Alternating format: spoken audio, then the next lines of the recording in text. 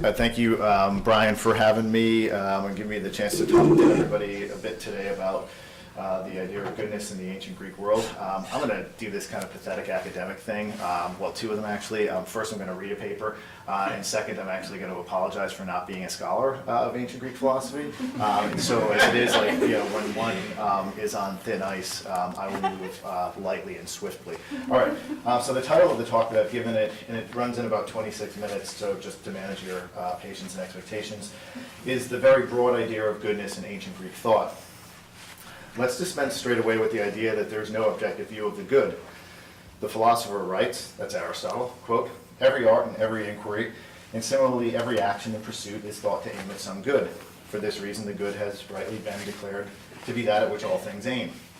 If then there is some end to the things that we do, which we desire for its own sake, everything else being desired for the sake of this, and if we do not choose everything for the sake of something else, for at that rate the process would go on to infinity, clearly this must be the good and the chief good, and will not knowledge of it then have a great influence on life? So we not, like archers who have a mark to aim at, be more likely to hit upon what is right," close quote. That's a passage that Machiavelli will abuse in The Prince later on if you care to talk about it. It's interesting. All right, so anyway, I can't talk about that. So let's home in on one such action in order to at once both illustrate Aristotle's point and situate the uniqueness and the breadth of ancient Greek idea of goodness.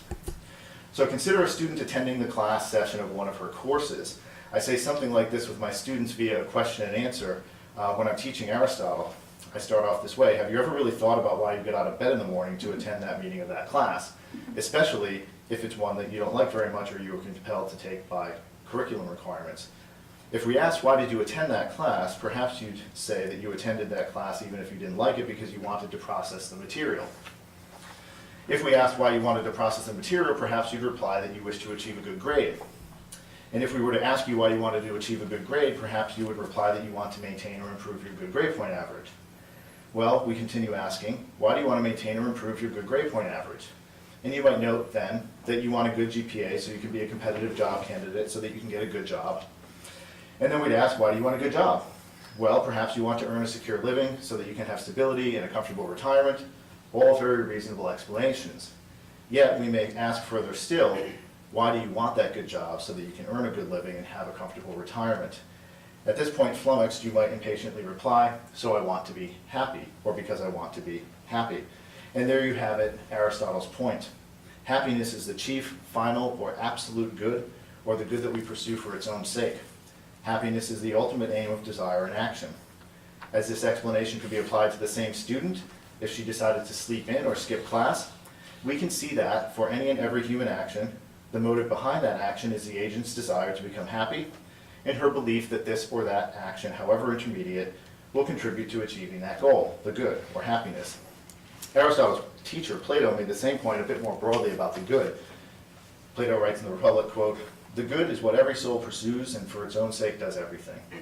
The soul has a hunch that the good is something, but it is puzzled and cannot adequately grasp just what it is, or acquire sorts of stable beliefs about it that the soul has about other things, and so it misses the benefit, if any, that those other things may give," close quote.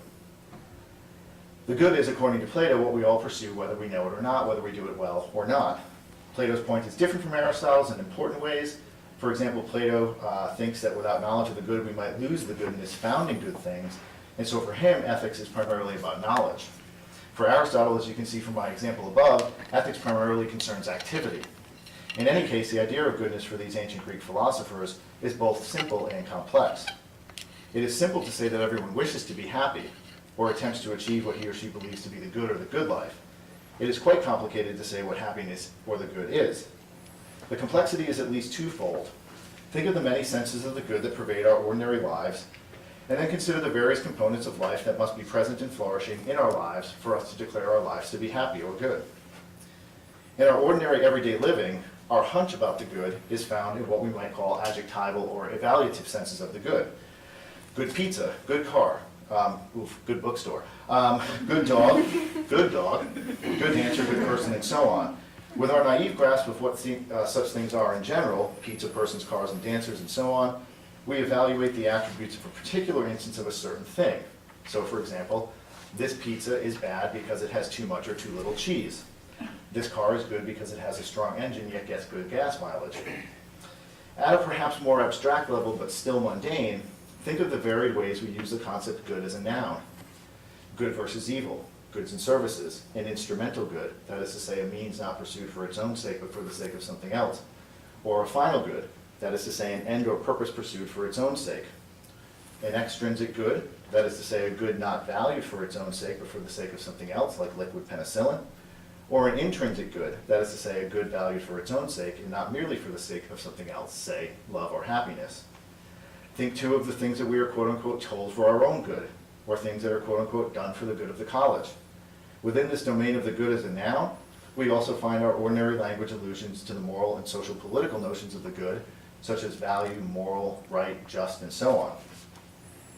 Though we have a hunch about the good, contemporary voices further complicate this first complicating factor, for they will remind us that our adjectival or evaluative senses of the good are always circumscribed, rightly or wrongly, by what we like or dislike.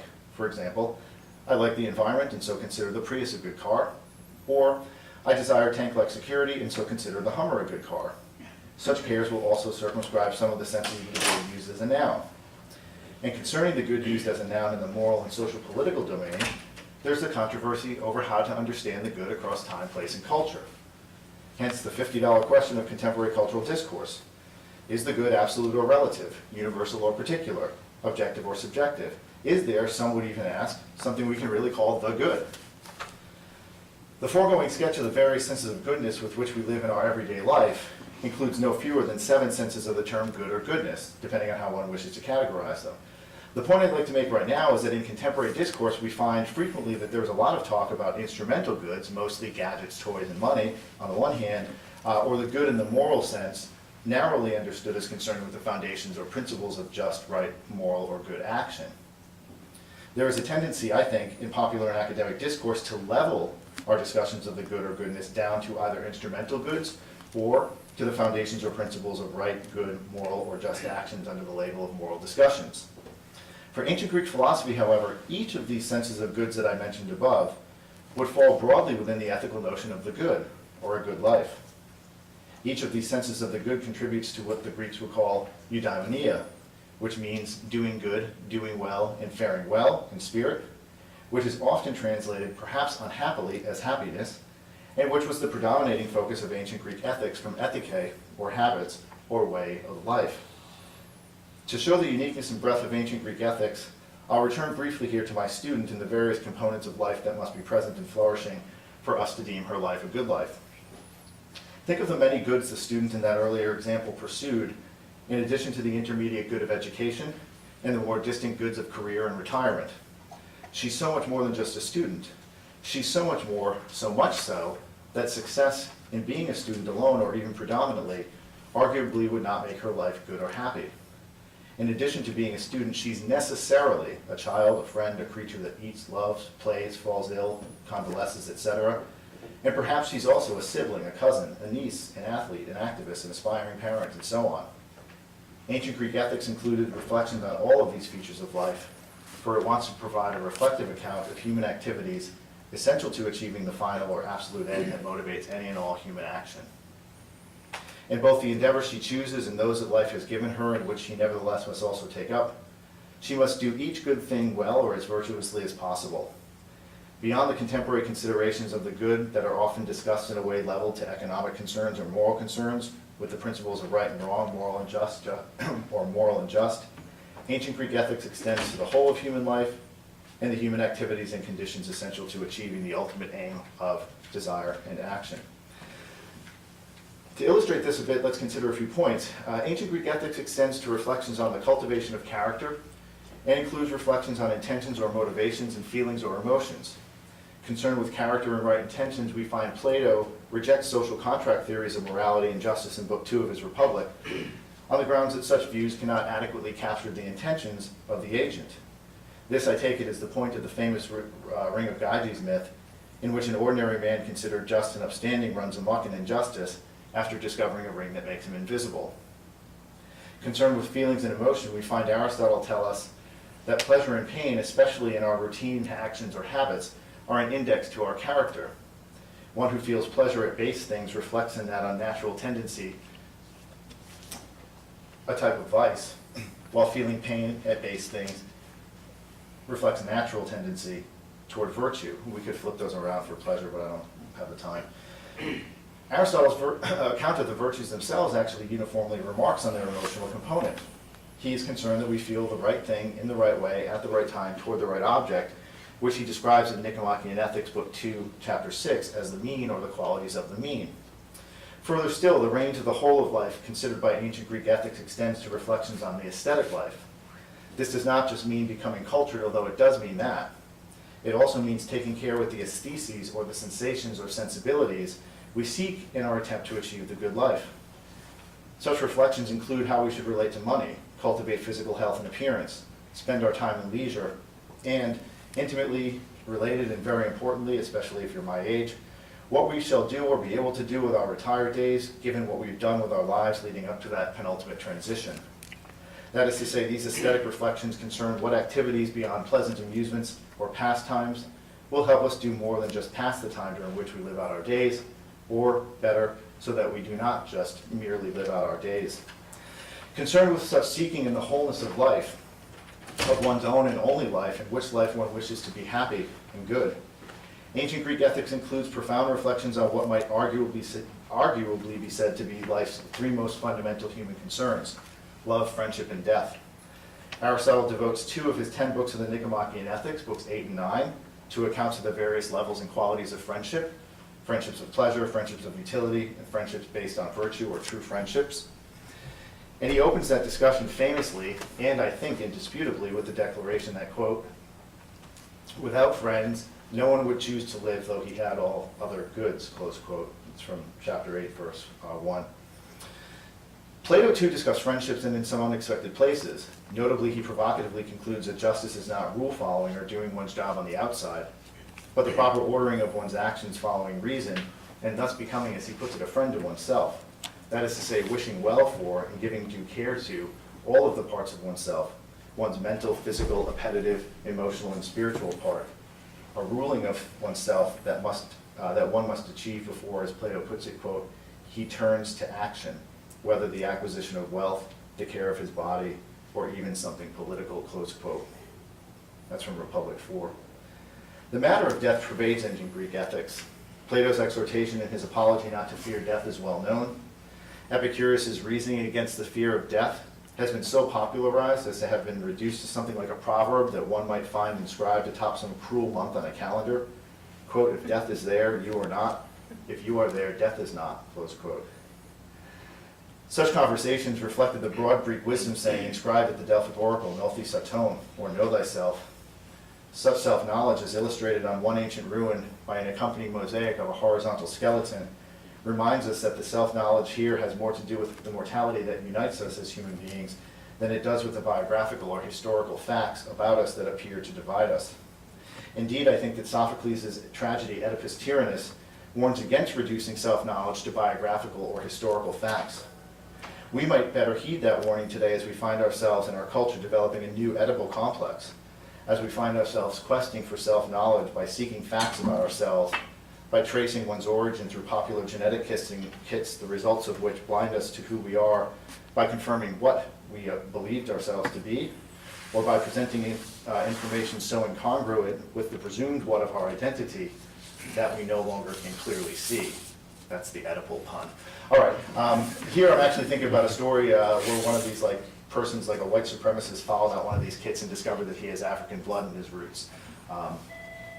As to love now, well, somebody may argue that that's the center, the very center of ancient Greek ethics and thought about the good life. The Socratic enterprise remains always and profoundly concerned with how the objects we choose to love affect the quality of our lives, reflect what we have made ourselves for better or worse. Here are some famous words from Plato's Apology, and I will quote them at length. "Men of Athens, I am your friend, and as long as I draw breath and am able, I shall not cease to practice philosophy, to exhort you, and to point out to any of you whom I meet, good sir, are you not ashamed of your eagerness to possess as much wealth, reputation, and honors as possible, while you do not care for nor give thought to the wisdom or to truth or the best possible state of your soul? If I do not think he has attained the goodness he says he has, I shall not let him go or leave him, but I shall question him, examine him, test him. I shall reproach him because he attaches," this is one of my favorite lines, the little importance to the most important things and greater importance to inferior things. I go around doing nothing but persuading you, both the old and young among you, to care not for your body or your wealth, in preference to or as strongly as for the best possible state of your soul. I say unto you that wealth does not bring about excellence or virtue, but excellence or virtue brings about wealth, and everything else good for men, both individually and collectively. I say that it is the greatest good for a man to discuss virtue every day, and those other things about which you hear me conversing and testing myself and others, for the unexamined life is not worth living for men. Close quote. So just what is this life worth living for human beings, and how indeed might we come to attach the most importance to the most important things? What makes worthy this human life I've been sketching in order to present the uniqueness and breadth of ancient Greek ethics? What makes worthy this life in which the various and many roles and dimensions of living must be cultivated and carried out well, that is to say, both done technically well and with the right attitude, or performed virtuously, if we're to deem life happy or good? To sketch one such response, we can look at how Aristotle addressed the simple yet complex point about Greek ethics, namely that it is easy to say that everyone desires to be happy, but it is difficult to say just what happiness is because human beings disagree about it. Aristotle notes that saying that happiness is the final or chief good, the ultimate aim of desire and action, quote, seems a platitude, and a clearer account of it is still desired, close quote. This is truer for the contemporary reader who may understand happiness to mean pleasant feelings. Happiness is the final end, or eudaimonia. It is a condition or state of being, best described as identified with, quote, living well and faring well, close quote. Faring well concerns physical and psychological well-being and is unfortunately oftentimes contingent upon fate or luck. Living well is more complex, deals with character development, and is required for coping with misfortunes and faring well. At Nicomachean Ethics 1:7, Book 1, Chapter 7, Aristotle describes eudaimonia as including, quote, the good and the well. So we might say that eudaimonia denotes the disposition of character to do good things well, where the well here technically includes technically precise and with the right attitude and accompanying good feelings. Hence, eudaimonia, or happiness according to the Greek notion of the good life, isn't a passing feeling, but a stable, enduring disposition to do good things well and take pleasure in that doing over the course of one's life. With that preliminary difference established, we're still left with the complication that while most people agree that human life aims towards the good, or happiness as eudaimonia, most people disagree about what constitutes the good and the well. We're back to the simple and the complex. So Aristotle proceeds negatively at first, that is to say, he moves by debunking popular conventional views of eudaimonia, often mistakenly identified with pleasure, honor, or money-making. Aristotle rejects the identification of happiness with pleasure because pleasure marks, as he puts it, quote, a life suitable to beasts, close quote. It is true that the life of pleasure is not the distinctively good human life, but, and this is complicated, it is also true that pleasure overlaps conceptually with eudaimonia, insofar as both are intrinsically good, that is to say, both are valued for their own sake. But, to extend Aristotle's rejection of identifying the good with pleasure, I would argue that while we can consider both of these things intrinsic goods, pleasure cannot be the chief or final good. While we might value and choose pleasure for its own sake as an intrinsic good, it is clear that not all pleasures are good. And if the good by definition does not admit the bad, then pleasure cannot be the good insofar as pleasure clearly admits the bad. Going further still, we may say that the final good that we seek is something that we hope to be enduring. A good thing such as virtue, happiness, or true friendship is a good when it is not fleeting, but when it is enduring. No one wants to be virtuous or happy or have a true friend for only a moment or a day, or when they were young but not when they were old. These goods contain pleasure, but they are not reducible to or equatable with pleasure. If the good is something we may say is enduring, then it differs by nature from pleasures, which are, by their natures, not enduring but fleeting. It would be quite unpleasant and not good to have the sensation of the flavor of one's morning coffee lingering throughout the day in one's mouth. Get ready for this one. However pleasant it doubtlessly is, an orgasm would become decidedly unpleasant and not good precisely if it were extendedly protracted. Actually, an exceptionally enduring orgasm might be a medical emergency in which one is not even faring well. By its nature, then, the good of pleasure is a fleeting good, and indeed the goodness of good pleasures depends precisely on their being temporary, while on the other hand the goodness of goods that are not simply pleasures, such as virtue, happiness, or friendship, are good only if and precisely when such goods endure. So much so then for the notion that pleasure is happiness. Aristotle turns his attention to more refined people who he thinks identify the good with honor. We probably today would say something like status or reputation, which of course are not the same as honor, but for whatever, the sake of illustrating. His rejection of the identification is as elegant and fascinating as it is pithy. He presents, as I interpret him, 4 reasons to reject this identification. First, honor is shallow and fragile. It depends on others, and we do not want something as important as our happiness to be contingent upon the fickle opinions of others. Second, honor depends upon the giver, but we want happiness to stem from ourselves and from our actions and not easily be taken away from us. Third, devotees of honor become slavish or prone to living obsequious and or sycophantish lives in the opinions of others, to lift that great phrase from Rousseau. But happiness we want to be freely generated. Fourth, finally, if the noblest honor seeker seeks honor in order, quote, to be assured of his merit, close quote, then as Aristotle concludes, quote, clearly, according to him, virtue is better, close quote. That is to say, the genuine honor seeker seeks not honor, but virtue. Finally, Aristotle quickly dispenses with the idea of the good that we seek as the ultimate desire of aim and action as a life of money-making. For Aristotle, money definitionally cannot be the final or chief good, because money is the paradigmatic instrumental good, while eudaimonia is a final good pursued for its own sake and not for the sake of something else. To find the good proper to human flourishing, we must turn to Aristotle's natural teleology. Teleology is the view that all created things have a purpose that they were meant to perform. If a thing has a purpose that it was meant to perform, it has a distinctive function that reflects that purpose.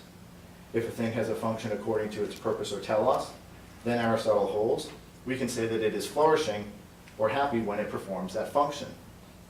Aristotle thus proposes that a, quote, clearer account of happiness might be given if we could first ascertain the function of man, for just as the flute player or sculptor, and in general for all things that have a function or an activity, the good and the well is thought to reside in the function, close quote. For example, the purpose of a knife is to cut, and its specific function is cutting. As such, a knife's specific excellence is its sharp blade, or that which enables it to perform its function well. Put otherwise, a knife with a sharp blade, I should say a cutting knife with a sharp blade, is a good knife precisely because it can fill its nature well or actualize its potential well. And we might then say, in a very Greek way, that that is the knife's virtue, or its arete, or its excellence. Concerning the good for humans, we must find its function or their function that enables them to realize their purpose or actualize their potential. And the function of a thing we'll find in its nature. Though a living being and though life of nutrition and growth must be cultivated, that is not our distinctive nature because we share these functions with plants or animals. Though the kind of creature that desires, wills, feels, perceives, etc., and though we must cultivate these attributes, they too are not the distinctive human being. They too are not distinctive of the human being because we share such activities or functions with animals. Aristotle thus concludes that there remains, quote, an active life of the element that has a rational principle, close quote, and thus the exercise of reasoning, or living according to reason or rational principles, actualizes the distinctive nature of the human being as a rational animal. Aristotle's crucial claim is this. It's the concluding sentence to Nicomachean Ethics 1:7, and it's terribly long. It's terribly long. All right, here we go. Now, if the function of a man is an activity of soul which follows or implies a rational principle, and if we say so-and-so and a good so-and-so have a function which is the same in kind, for example, a lyre player and a good lyre player, and so without qualification and eminence in respect of goodness being added to the name of the function, for the function of the lyre player is to play the lyre well, for the function of the lyre player is to play the lyre, and the function of a good lyre player is to play the lyre well. If this is the case, and we state the function of man to be a certain kind of life, and this certain kind of life to be the activity or actions of soul implying a rational principle, and the function of a good man to be the good and noble performance of this, and if any action is well performed when it is performed in accordance with the appropriate excellence, if this is the case, the human good turns out to be activity of soul exhibiting excellence, and if there is more than one excellence in accordance with what is best and complete, close quote. Okay, so the distinctive excellence or human excellence for Aristotle, here the word is arete. It often gets translated as virtue, but broadly it most means excellence. Really follows from our nature as rational animals.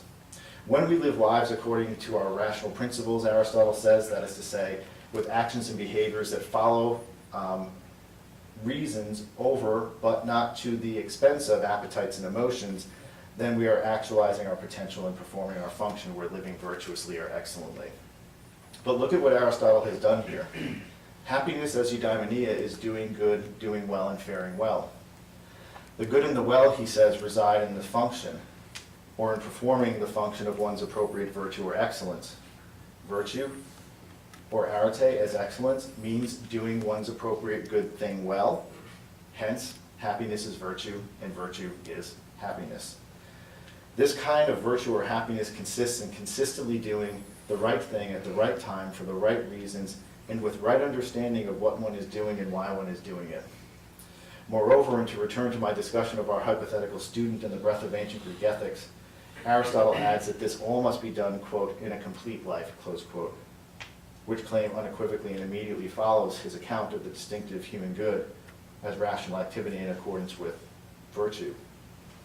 He means that we are called to live our lives as a virtuoso, to perform virtuously across the whole of our lives, all of the roles and actions of our lives.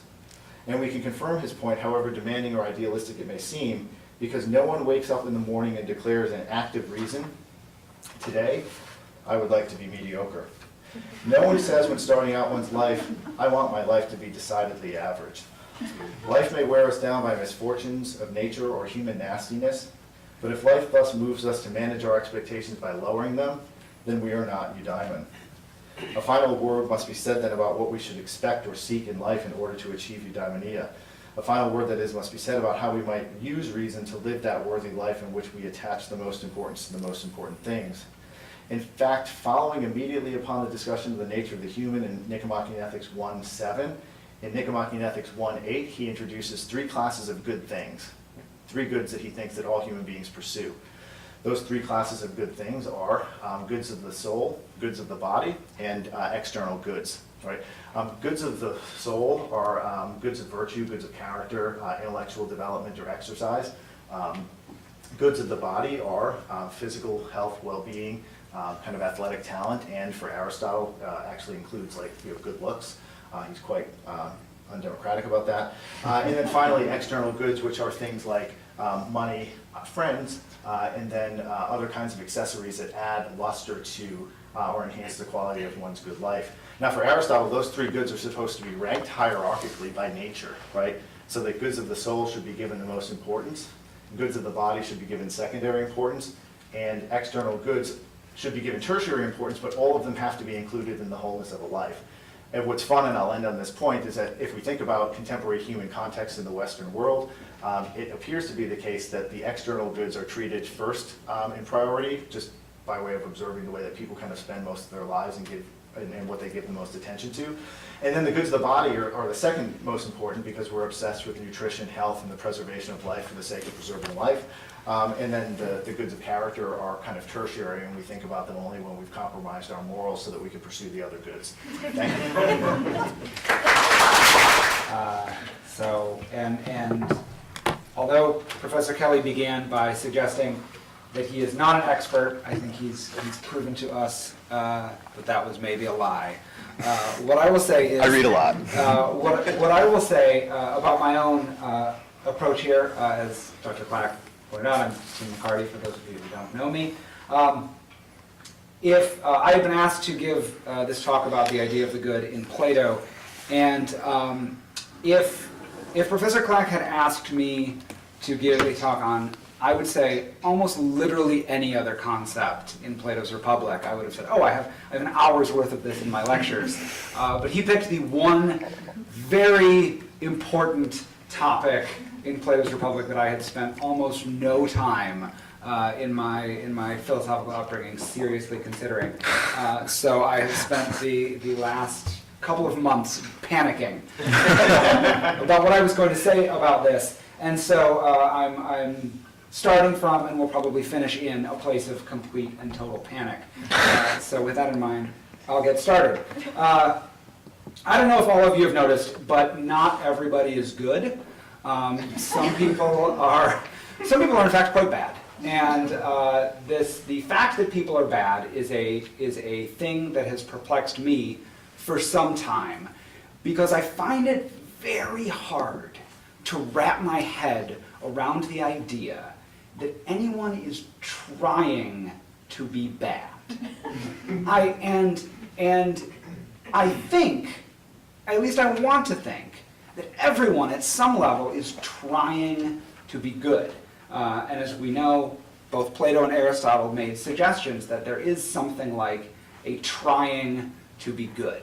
And the most hopeful picture of that I'm aware of comes from, this is the first of my props, Gandhi, who writes that, he says, nonviolence is a perfect state.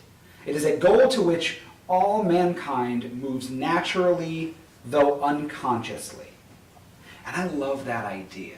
This is Gandhi talking about his idea of what he calls ahimsa, and the notion that there is a goodness that in fact underlies all of our actions. That if we tear everything away, we are all actually striving for the good, for something good. And this led Gandhi to endorse a radical politics of nonviolence.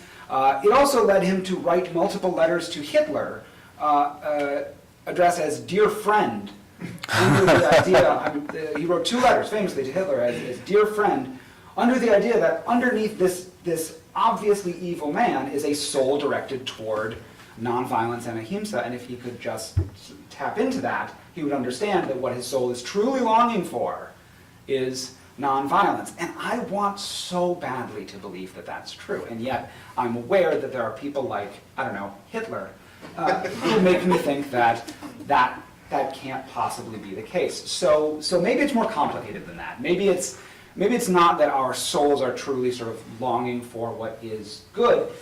Maybe it's that, and this is closer to what Aristotle says at the beginning of the Politics, when he says, since we see that every city is some sort of community, and that every community is constituted for the sake of some good, for everyone does everything for the sake of what is held to be good. And that's a bit of a hedge there, because he doesn't say the sake of what is good, the sake of what is held to be good. There's a sort of psychological meaning in there that's different than what Gandhi says. Gandhi seems to suggest a metaphysical orientation toward what is in fact good. Whereas Aristotle seems to say, well, we have a psychological orientation toward what seems to be good. And I struggle to figure out how to think about this, and I think Plato helps. I think that Plato's approach to the good, in a way, sits in between Gandhi and Aristotle, in a way that helps me orient myself toward it. And that's what I'm going to suggest. And in particular, this is helpful for thinking about politics. I'm a political theorist. I care about politics, and I care about people engaging the world and engaging in the project of trying to somehow maybe live together in peace. And so what all of this makes me think about is the fact that what both Gandhi and Aristotle and my own wishes seem to suggest is that a thing that's almost a truism, which is that no one, I think, sets out to be the bad guy in their own story. In everyone's story, they are the good guy, the protagonist.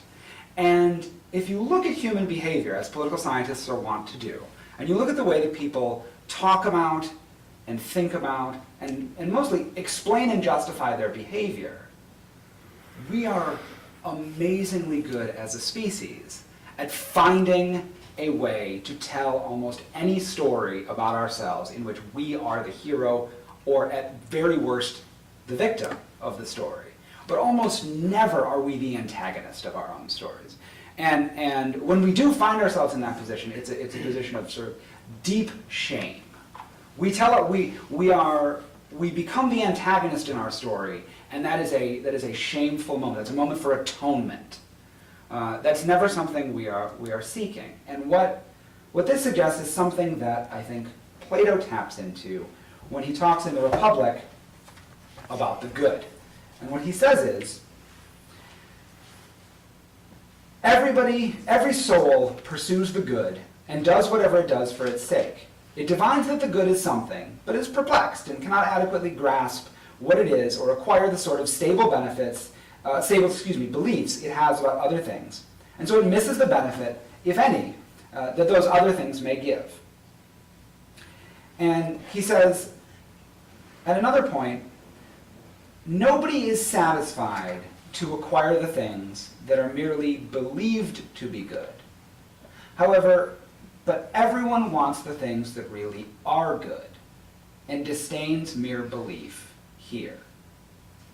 And what I think he's suggesting to us is that at some level, our behavioral desires to seem like the good guy in our stories suggest that we know at some level there is such a thing as good and there is such a thing as bad.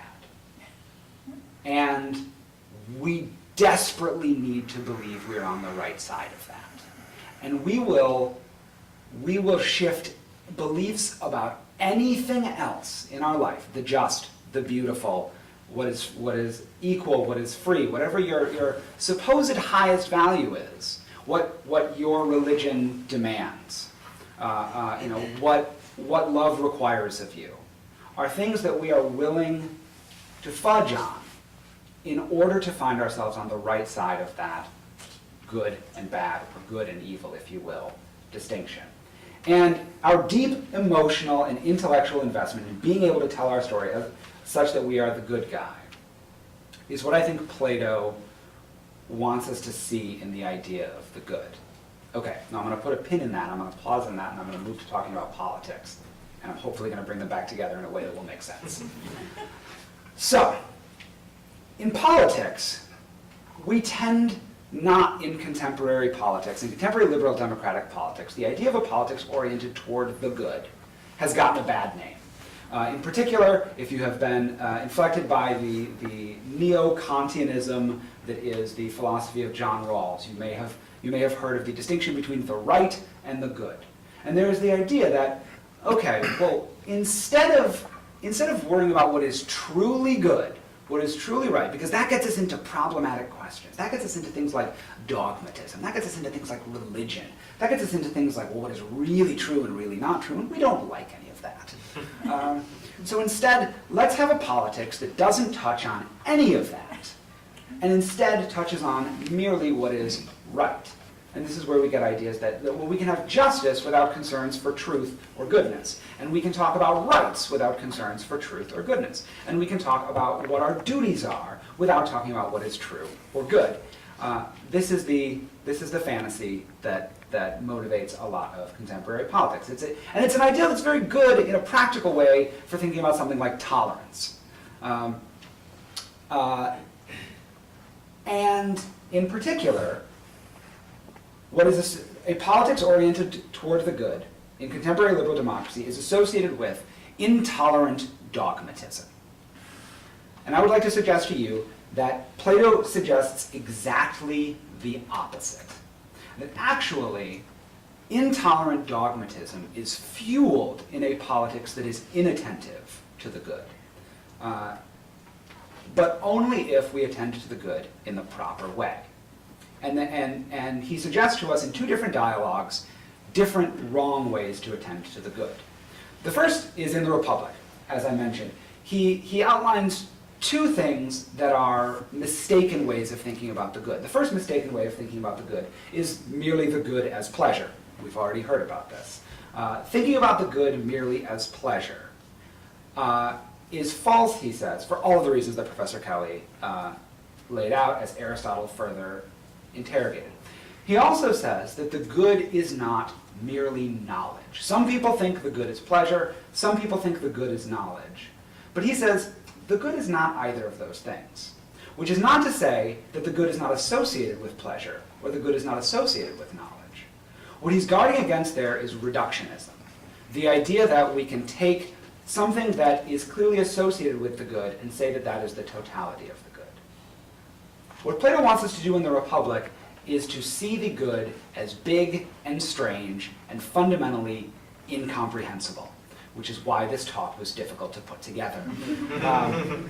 And this is, if you've read the Republic, you know that the minute Socrates starts talking about the good, he's trying to explain to Glaucon, Plato's half-brother, the chief interlocutor of the dialogue, the only person that Socrates intended to spend the day with to begin with, before getting stuck at Cephalus's house. Those of you who already know what I'm talking about. Those of you who don't worry about it. He is trying to explain to Glaucon what makes a philosopher, and also why people shouldn't hate philosophers as much as they do.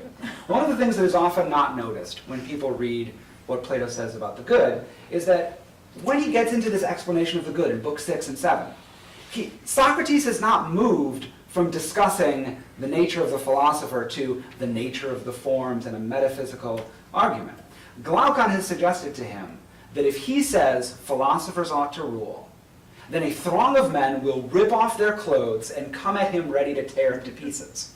And he says, Socrates, if those naked men come at you, trying to kill you, how will you defend yourself? And Socrates says, I'll explain the good to them. Now what's really important about this is that the idea of the good comes about in order for Socrates to defend himself against a throng of angry naked men who say philosophers shouldn't rule. It's a political concept. It is brought in order to pacify political violence. So with that in mind, Glaucon says, oh, well, the idea of the good. Well, what's the idea of the good? And Socrates says, well, I can't explain it because I'm not sure that I know what it is. And even if I did know what it is, you wouldn't understand. But I can give you some metaphors. And he gives three famous metaphors: the sun, the divided line, and the cave. And again, all of these are about explaining why it's okay to be a philosopher to the throng of naked men who want to kill you. So most people are familiar with the cave. Some more people are familiar with the line. The sun is the least celebrated of the metaphors, which is why that's what I'm going to talk about. He says the good is kind of like the sun. If you think that the sun is that thing which gives light and makes it possible for our eyes to see things. The light from the sun is not itself sight. It is not itself the things that are seen, and it is not itself the things that do the seeing. The sun is the thing that makes it possible to see things that give us light. Paradoxically, however, the one thing we should never ever do is look right at the sun, because it will destroy the thing that does the seeing. Now he takes this analogy and he moves it over to the good and the soul. The good is the thing that makes it possible for the soul to appreciate, to have illuminated ideas like the just, the beautiful, etc. However, if the soul attempts to perceive the good directly, it will fail.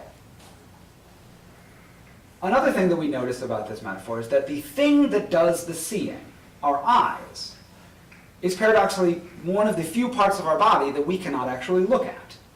We cannot look at our eyes, nor can we use our eyes to look at the thing that helps our eyes to see. Both the sun and our eyes are obscure in exactly the same way that the good and our soul is obscure. We cannot look directly at our soul. We will never be able to see our soul, because we are always understanding through our soul. Similarly, we will never be able to look directly at the good. It is beyond our ability to comprehend. And Socrates suggests that there would be something damaging if a soul were to perceive the good. You can compare this to the notion in religious traditions of sort of perceiving the face of God and what that would do to you. And so our souls evince a directedness toward the good. But the task of identifying and then orienting our actions around this directedness is a difficult task, because we can neither understand our souls nor the good explicitly.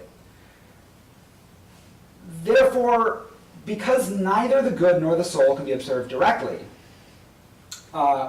we have to think about them in context with each other. They're always in conversation with each other and with the things that they illuminate in the world. So it creates this paradox. If seeing the good is what our soul does, then seeking to understand the good will help us better understand our souls. If the good is the thing our souls are directed toward, then seeking to understand our souls will help us better understand the good. It's circular. It's always circular. It's a never-ending process. We will never fully understand our souls, and we will never fully understand the good. But as we continue to seek understanding, we will gain fuller and fuller and fuller understanding.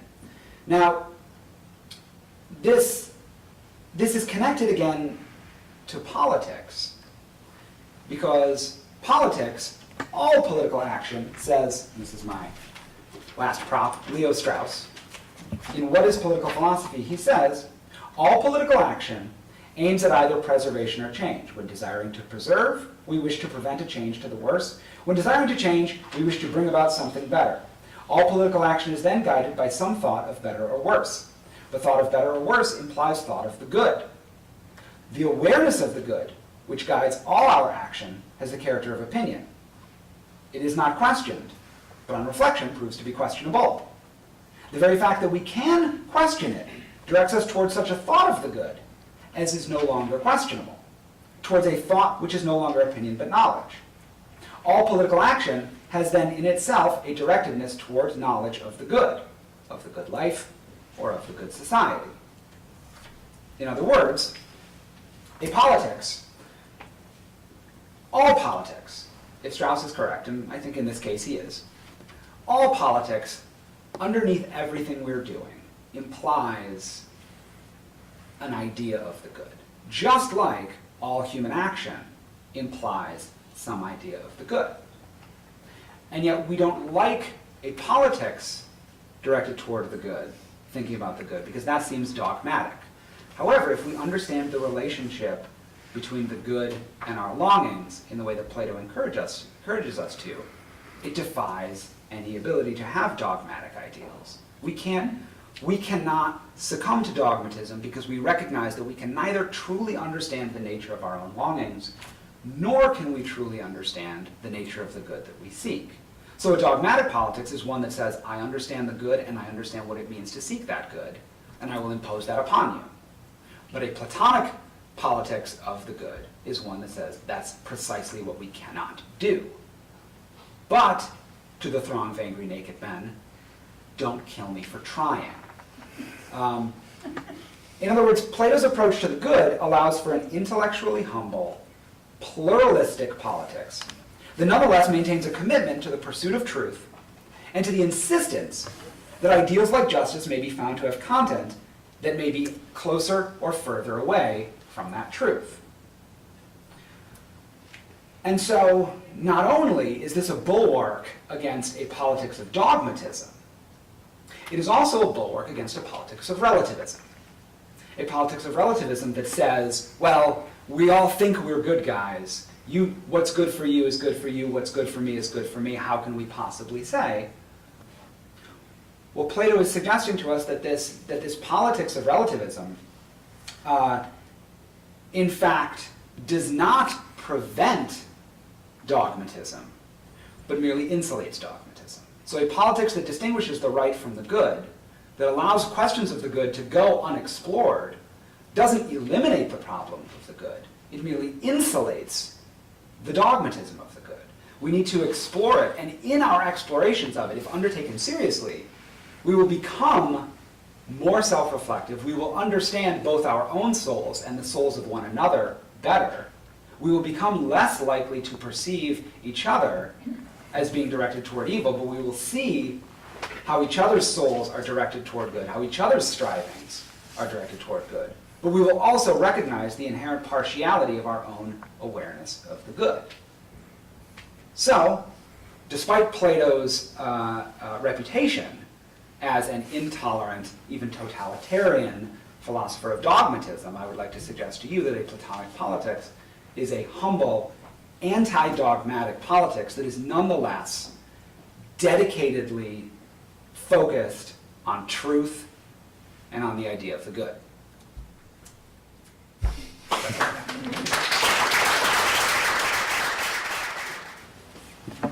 It's both a question and a comment. I appreciate both talks. And it seems to me, Dr. Kelly, you started with the fact that there was actually, in a way, two definitions of excellence, okay, and virtue. And then you went on further and with Aristotle talk about essentially what binds it together in true goodness is what I would term being human, right? Because what we are is different from plants and animals and so forth. And the part that I find a little troubling is that it became rather reductive because and what I like about Dr. McCarthy's talk was that it talked about how there was a kind of almost a mystical aspect of it, that we could never know the good in a true sense.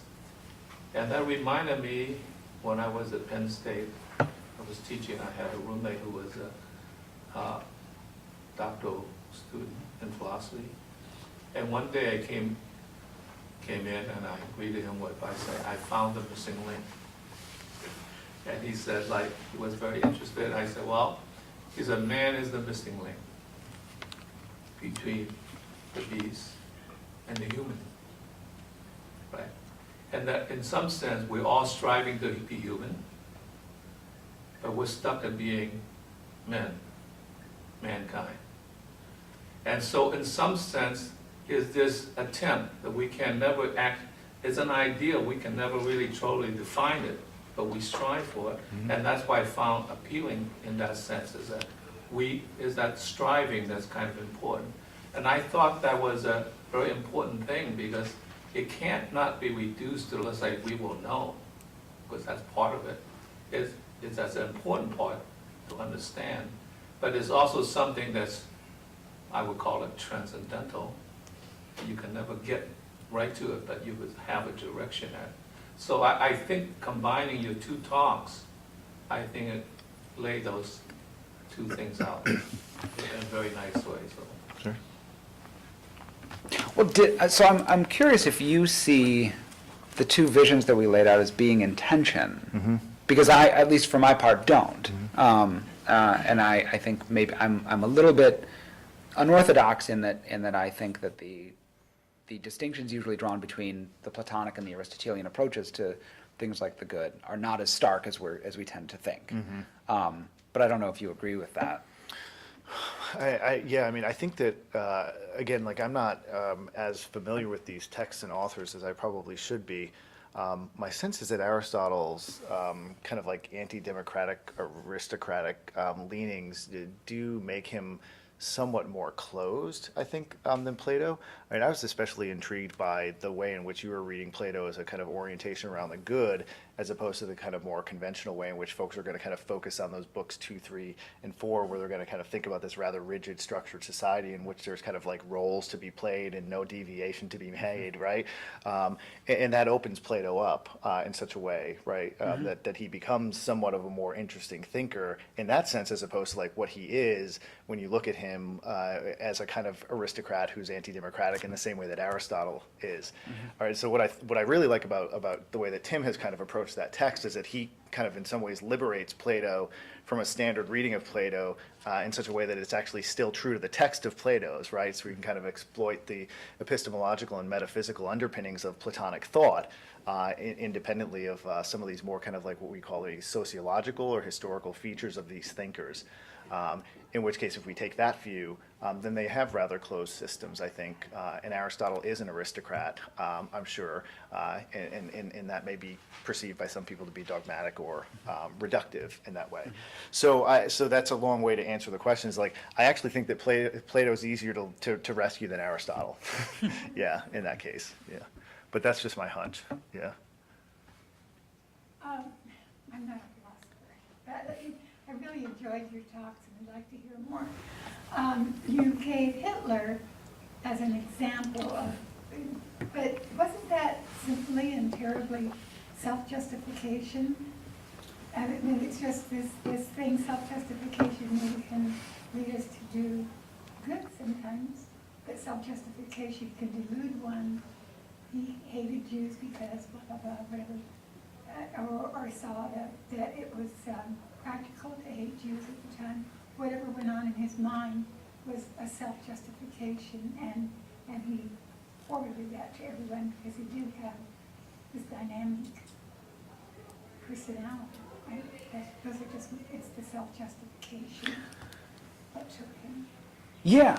And I mean, I would be loath to attempt to do any explaining of Hitler. But I, Nor am I excusing him. yeah, no, and I don't think you are. But I do think that there's a, it is peculiar, and you see this in all kinds of things. There's a wonderful book by a man named Milton Mayer called "They Thought They Were Free," about sort of the self-perception of the Germans in the 30s and 40s, and sort of how they understood themselves in that context. And you see this in Hannah Arendt's Eichmann in Jerusalem, and her notion of the banality of evil. And you see this if you can stomach reading any of Mein Kampf.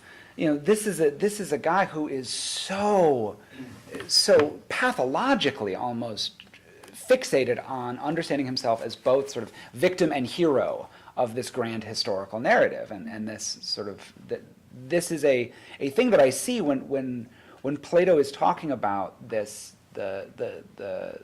this deep desire we have to understand ourselves as being the good guys, that even the most evil monsters of history evinced an even greater need, right? And we see this in more normal interactions.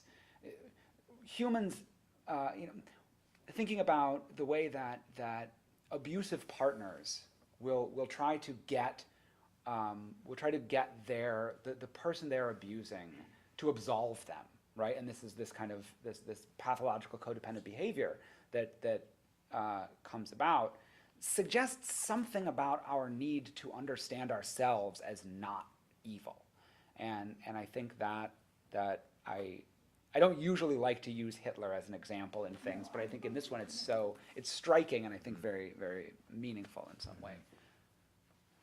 I just pick up on some of that. Since you were speaking about, you said no one no one sets out to be an antagonist. I've been struggling with this since. And of course, I've been trying to find historical figures who might have set out to be antagonistic. I'm struggling to find them who wouldn't think that they were affecting some kind of good. But literature, of course, is absolutely peppered with such people. Mm-hmm. I'm thinking of the depiction of these sort of riotous mischief makers in Dickens's Barnaby Rudge, for example, or at the very beginning, I believe even more memorably, in the opening soliloquy of Richard III, where Professor Hasselbalch will correct my memory, but the line said, since I cannot prove a lover, I am determined to prove a villain. Now, given what you've said, that none of those characters in drama or fiction could ever be persuasive, because they'd never be a realistic figure. Is that a conclusion you're committed to? I don't want to be committed to that particular conclusion.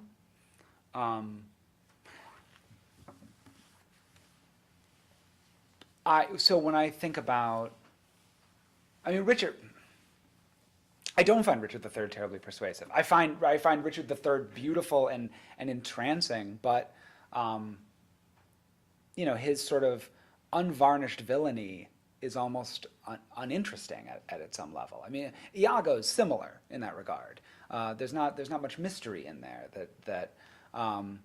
Lear is much more fascinating because he needs to believe that he's in the right so desperately, and maybe that's my own failing that I can't find the sort of psychological interest in that, or maybe it's a blind spot. I think about my favorite 20th century author is Nabokov, and Nabokov is the poet laureate of evil men who need desperately to believe that they are good, and will do anything that it takes to frame what they are doing, and the sort of the desperation that reeks out of your Humbert Humberts and Charles Kinbote and goodness Van Veen in Ada, that I think those are the sort of the figures that I associate with in literature that lift that out, but what you've said is a challenge that I'm at least moderately distressed by. So I'll sit with that. I just think about the judge from Cormac McCarthy. Oh yeah, the Michael just pointed out. Sorry, I just couldn't help like thinking about these characters, and I was thinking about the judge from Cormac McCarthy's Blood Meridian. This is like that. That is a character who might be interestingly kind of studied in this case. I mean, he's just sheer wretched lunacy in that character, and he embraces the depravity. He embraces the violence. I mean, and that's what makes him paradigmatically evil in that particular story. So I don't know if the judge thinks that he's achieving some particular good, or if he's just reveling in like the actual act of destruction. And that's, I think, right. And this is one of the reasons so Blood Meridian is great, but the Cormac McCarthy that I love the most is actually the novel No Country for Old Men.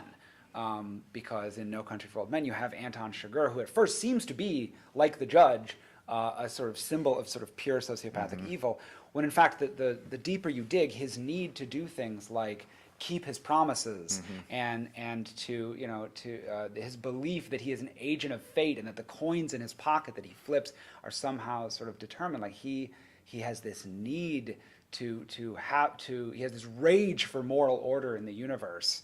And to be a part of this kind of perverse moral order. And that's what I'm sort of fascinated by. And maybe the judge fits into that or not. I haven't read it in a number of years. Oh, no, I was just thinking about whether or not the judge is like some kind of interesting like counterexample to something like that. But you're totally right, about Chigurh. I mean, even in the end of the book where the woman there who's done absolutely nothing is like, is about to be killed. And he's like, no, I have to do this, right? It's like, I committed to doing this. You've done nothing wrong, but I must assassinate you, right? Yeah.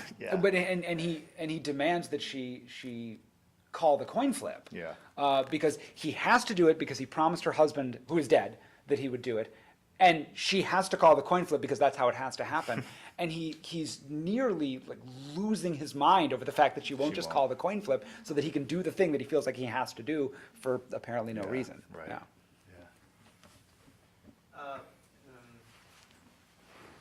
One thing that to me united both of your talks is that good is hard. And whether it's the Aristotelian, we get to the good through leveling up our rational nature, or we get to the good for knowing our own soul. Both of those things are hard, especially if you put a lot of people together, because in my experience, the more people you get in a room, the rationality level goes down, as does the introspection level. Yeah. So, and I can't not think He goes about to department meetings with this as well, obviously. So, I guess my question for both of you is there a path in these texts and these schools of thought, is there a path to the good for the many? Or is this something that only the, philosopher king or the, Buddha on the mountaintop or whatever can do?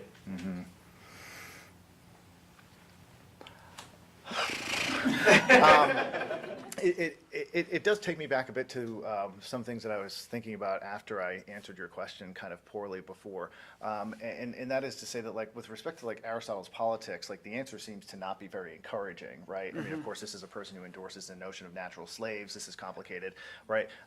But, I mean, if we abstract from those historical contexts and we think of Aristotle less as the author of the politics and more as the author of the ethics, then I do think that we find him kind of operating a space closer to the one that Tim talks about. Like, so you've got this notion of virtue that's a kind of a regressive ideal, right? Aristotle's got these fun lines in the second book of the Nicomachean Ethics where he says, look, like, it's the strong man who does strong things, and he learns to do them by doing strong things, and it sounds like a big circle, right? So the things we learned by doing, we learn by doing. The whole thing sounds like a circle. But you get better at it, right? So the more you run, that's to say, the further you run, right? And I think that one of the things Aristotle wants to suggest in that case is that surely for people independent of their social places, there are excellences of human character and quality that they can achieve, harder or less depending upon the spaces and places in which they're born. But I do think that he believes this, and my real answer to this question is actually just going to be textual. So in Nicomachean Ethics, Book 3, Chapter 5, the title of which is given by the editor but is helpful, is happiness within our control, is happiness within our power? And Aristotle says it is. Yeah, yep. He says, once you throw a rock, you cannot call it back, but it was in your power to throw it. Maybe. Hard. Yeah. Well, so, but I actually think, so to answer kind of from the Platonic perspective, like in the context of, Plato gives all this idea about the idea of the good because people hate philosophers, because we're the worst. and that they're not wrong, right? That philosophers are always irritating and baffling and perplexing, and you know, they're correct, right? But you know, so a lot of the Platonic corpus is just a big argument that says like we're fine, please leave us alone, right? But I think there are other places where Plato suggests other routes to sort of being decent that don't require philosophy. Because Plato wants to suggest that being a philosopher is a very weird thing, right? That you're someone that, when I talk to my students about it sometimes, I point out that Plato talks about, you know, the philosopher is the one who like really gets into the thing itself, the idea of the thing, and that like normal people like jokes. and normal people, when someone explains a joke, they're like, oh, you ruined it, right? But what makes a philosopher different is not because they're sort of better, but because they're the person who, the joke is fine, but the explanation of why the joke is funny is really what gets them out of bed in the morning. And that's irritating and insane. But you don't have to be that kind of person to be a good person. But you do, Plato does seem to suggest you do have to have a kind of the right kind of orientation toward the good, because one way that you can be a bad person is by being a dogmatist, a relativist, or a sort of reductionist of these ideas. And the place where I see him most clearly guarding against that is the other book that I brought and didn't quote from because I was running out of time, the Theaetetus, which is this weird dialogue that is mostly read by people who are really into like metaphysics and epistemology. But it opens in this curious way where these two guys this guy runs into another guy on the street, and guy says like, hey, what's going on? And he's like, oh man, did you hear Theaetetus? He got killed in battle. It looks like he's going to die. He got injured in battle. And the guy goes, oh no, Theaetetus, that guy's great. I love that guy. He's amazing. And he's like, yeah, hey, did you ever hear about that conversation he had with Socrates? He says, yeah, I did. He's like, well, I wrote it down. I have it at my house. I'll have one of my slaves read it to you, because that's what they did. And so, but it's this really weird thing. Like, I'm not aware of any other Platonic dialogue that like begins in this way of like letting you know what happened to the person after they had the conversation. And then the whole conversation that he has is Theaetetus is this young man who is in thrall to Protagoras, and Protagoras is a relativist. And basically they have this conversation about what is knowledge. And Socrates proceeds to just decimate the idea that like relativism makes any sense. He says, you know, well, clearly we can't be relativists, right? But they come to the end and they're like, well, we don't know what knowledge is. And then the very end of the dialogue, this is how Socrates leaves him. He says, and so, Theaetetus, if ever in the future you should attempt to conceive, by the way, this is also where he gives this wonderful image of being what he calls the midwife of knowledge. And so there's all this imagery about conception and birth and pregnancy. He says, if ever in the future you should attempt to conceive or should succeed in conceiving other theories, they will be better ones as a result of this inquiry. And if you remain barren, your companions will find you gentler and less tiresome. You will be modest and not think you know what you don't know. Basically, it comes to, well, we didn't know what knowledge is, but we knew that you can't reduce knowledge to something simple. And we know that knowledge isn't totally relative. So all that we know from this dialogue is, it sounds like Theaetetus didn't become a philosopher.